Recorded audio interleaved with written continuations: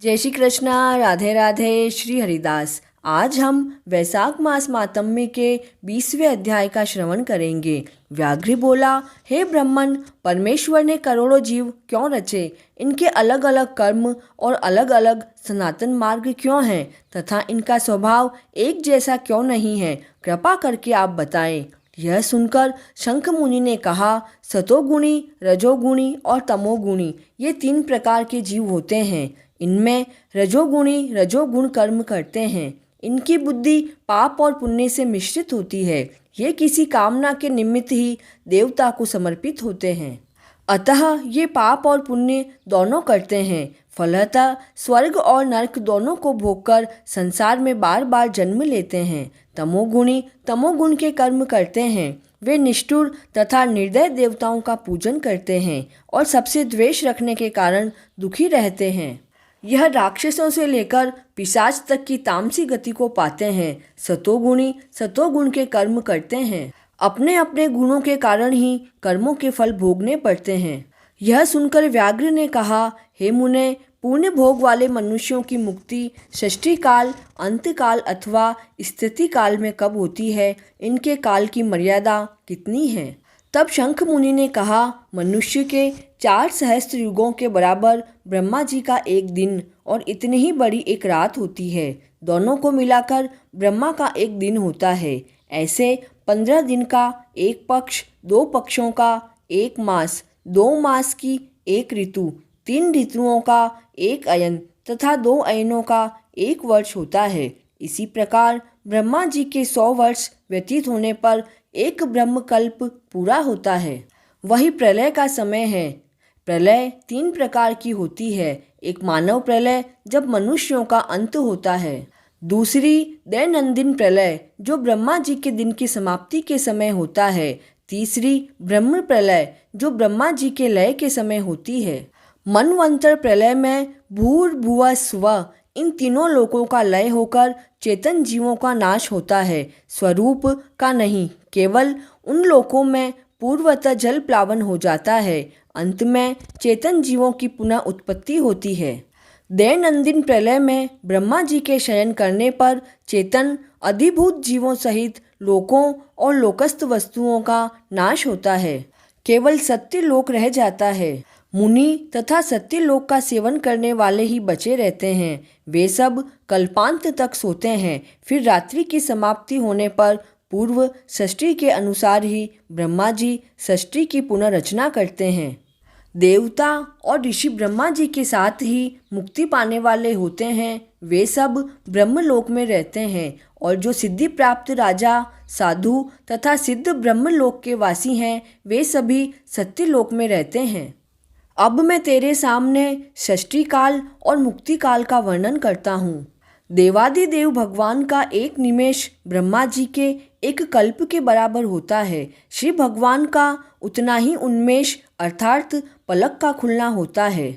निमेष के अंत में उन्हें अपने कुक्षिस्थ लोगों का सृजन करने की इच्छा होती है।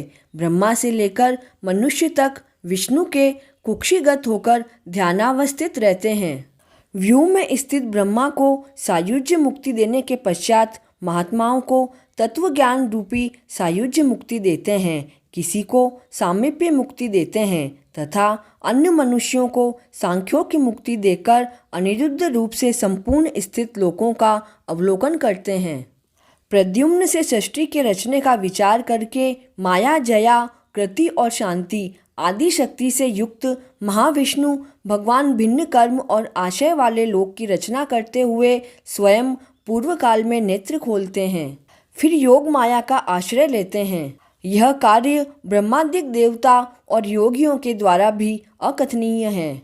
तब व्याघ्र ने पूछा, हे महाराज, भागवत धर्म कौन से हैं? किन धर्मों से विष्णु भगवान प्रसन्न होते हैं?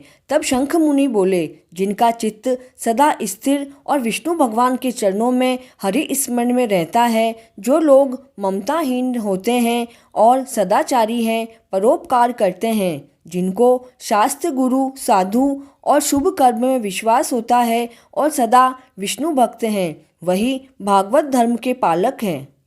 कामना रहित होकर श्रद्धापूर्वक जो विष्णु संबंधित धर्म किए जाते हैं वही भागवत धर्म है।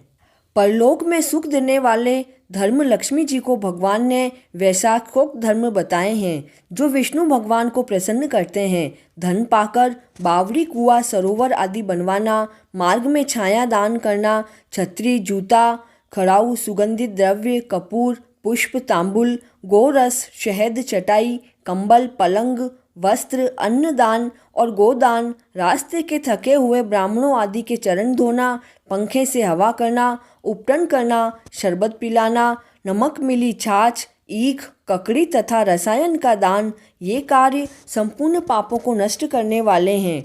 पितृश्वरों का तर्पण करे, तेल तथा उपटन छोड़ दे, कांसे के पात्र में भोजन ना करें, निषिद्ध भोजन और व्यर्थ विवाद ना करें। लौकी, गाजर, तोरई, चौलाई, बैंगन, मसूर, मूली, गूलर, बेलफल और लिसोड़े को वैशाख मास में भूलकर भी सेवन ना करें, अन्यथा चांडाल की योनि में जन्म लेकर 100 जन्मों तक पशु बनना पड़ता है।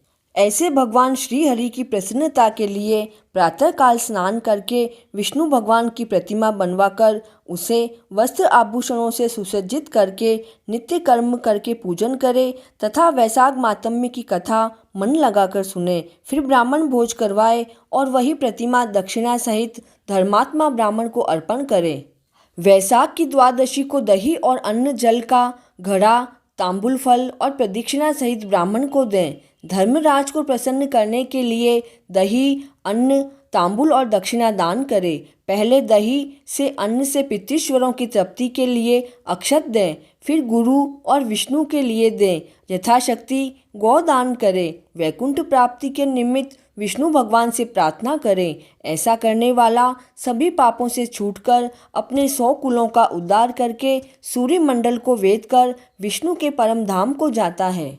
जब श्रुति देव जी वैशाख मास के धर्मों की कथा कह रहे थे, उसी समय वहाँ एक पंचशाखी वृक्ष पृथ्वी पर गिर पड़ा। उस वृक्ष की कोटर में से एक बड़ा भयंकर सर्प निकला, जो तत्काल ही अपनी पाप रूपी देह को त्याग कर हाथ जोड़कर सिर झुकाकर वहाँ बैठ गया।